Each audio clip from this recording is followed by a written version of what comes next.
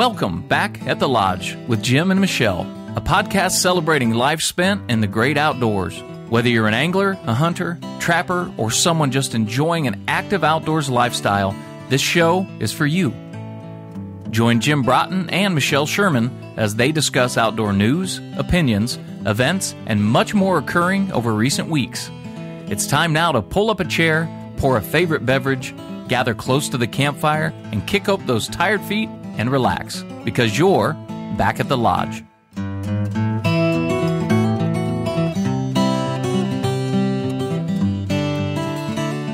Welcome everyone to Back at the Lodge with Jim and Michelle. It's just me today, no Jim once again. Sorry, Jim. I wanted to share a brief article. This is just a really short podcast. I think it's like 10 minutes. But this article was written by a friend of mine in the outdoor industry, Gretchen Steele.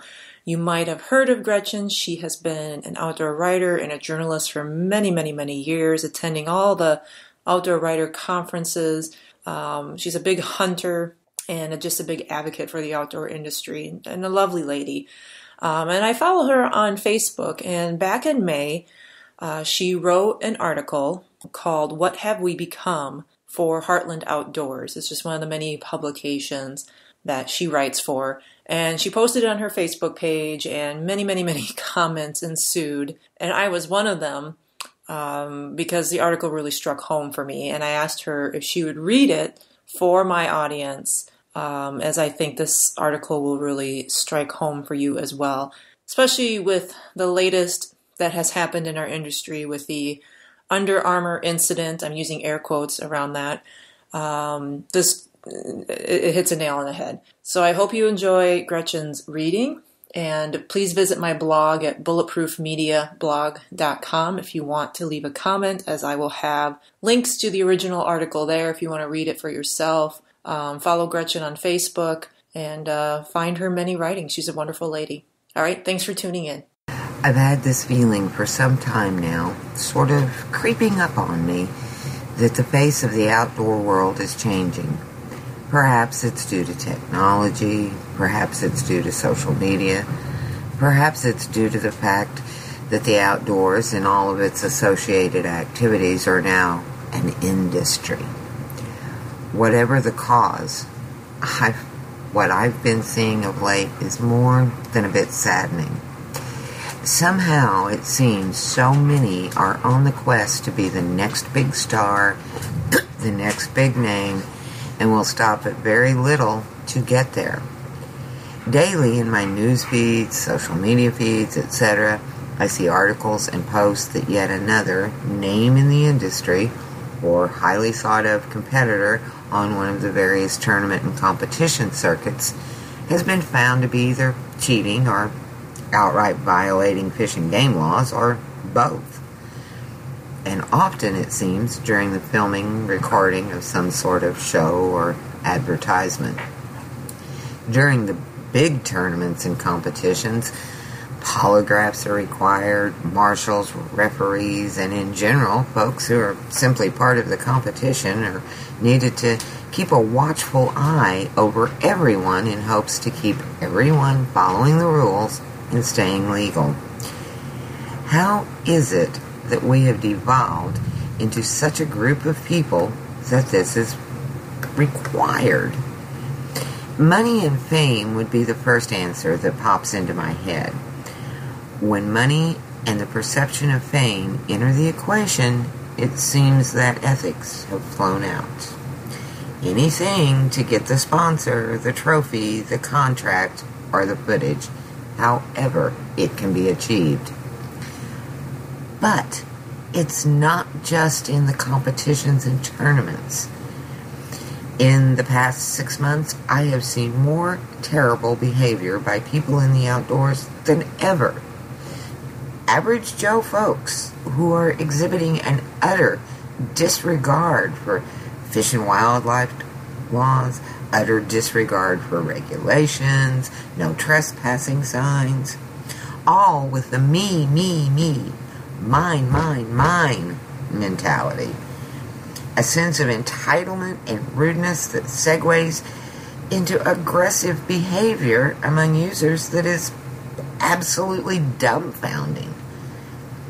Many of these folks are relatively new to outdoor activities. Is it a lack of education that perpetuates this behavior? In some cases, perhaps. But I think the problem runs deeper, and this may sadly be a reflection of a larger societal issue in general. Is it that more people are finding enjoyment in the outdoors? That would be a good thing, but only if they understand the basics, ethics, and principles of outdoor behavior. It's up to us as veteran ethical sportsmen and women to lead by example and educate newcomers to the outdoors. Simply taking them out to explore, hunt, fish, etc. is not enough. We must instill in them a love and respect for the outdoors as well as what is acceptable behavior. It is possible that we simply don't have enough accessible land for everyone to enjoy without associated issues from crowding. Based on the data I could find, Illinois, for instance, ranks 44th out of the 50 states for public land available for hunting, with a whopping 2% of the state open to public hunting, and that 2% includes federal lands as well. When talking with others who have spent their entire lifetimes in the outdoors, I find the same feelings.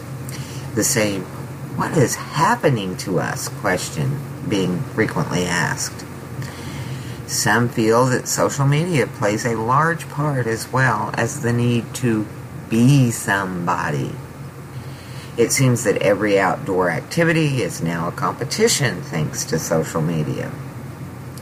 Sportsmen are chasing likes and page views and video views and praying their post or their tweet or their YouTube video goes viral, all in hopes that someone will notice them and offer them a giant contract. Alternately, other sportsmen are falling into the name and shame routine in an effort to make themselves appear better, more ethical, or to get a leg up on their perceived competition.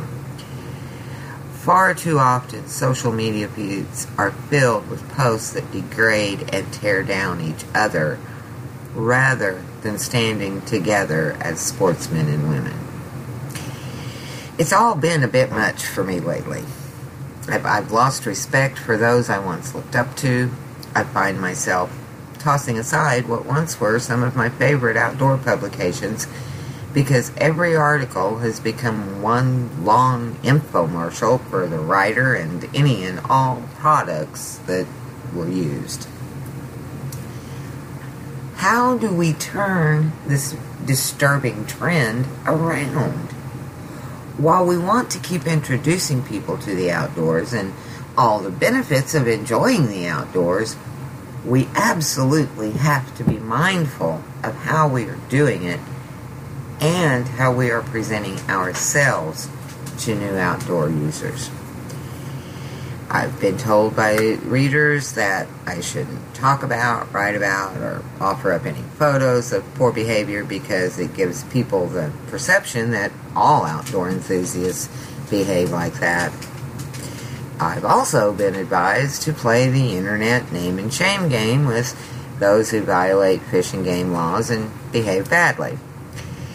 I think the answer falls somewhere in the middle. The more attention we give those behaving badly, the more of a star it makes them believe they are. Yet to ignore it completely is not going to make it go away. How do we make folks understand that it's not a giant competition for the biggest trophy animal, the most tournament wins? That time in the outdoors is not a means to the end of becoming a star. Well, we can stop the hero worship for one thing. We can cut back on viewing of the TV shows and reading publications that glorify this sort of thing and routinely are nothing more than one long infomercial. When we find out that someone who has broken fish and game laws is sponsored by one of our favorite product manufacturers, take the time to write them and let them know that we can't support a product that supports that kind of behavior. Most of all, we have to lead by example. We have to set the tone and show others what is and is not acceptable behavior in the outdoors. We have to educate newcomers, not just in the rules, the regulations, but also the reasoning behind those regulations. We have to demand from our judges that those found guilty of violating those rules be prosecuted fully. We have to show the newcomers how to best interact with others on public land, how to be courteous, civil, polite. The future of the outdoors is at a tipping point, and it's up to us to keep it from falling over the cliff and shattering into a free-for-all where it's everyone for themselves and the most fame and fortune. You've been listening to Back at the Lodge, a podcast hosted by Jim Broughton and Michelle Sherman.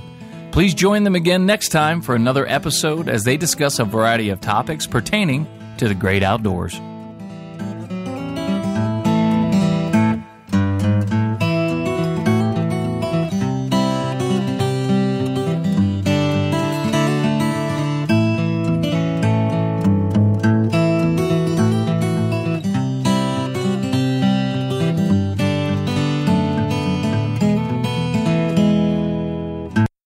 This is the time of year to get out and cook out. So make your next meal sizzle with Camp Chef, the brand known for quality outdoor cooking. From camp stoves to cast iron, from smokers to grills, Camp Chef will change the way you cook outdoors. To eat like a king on your next adventure, go to campchef.com or visit your local sporting goods store and get cooking. Whether you're serving breakfast in the backcountry or barbecue on the back patio, savor the simplicity with Camp Chef. Camp Chef, the way to cook outdoors.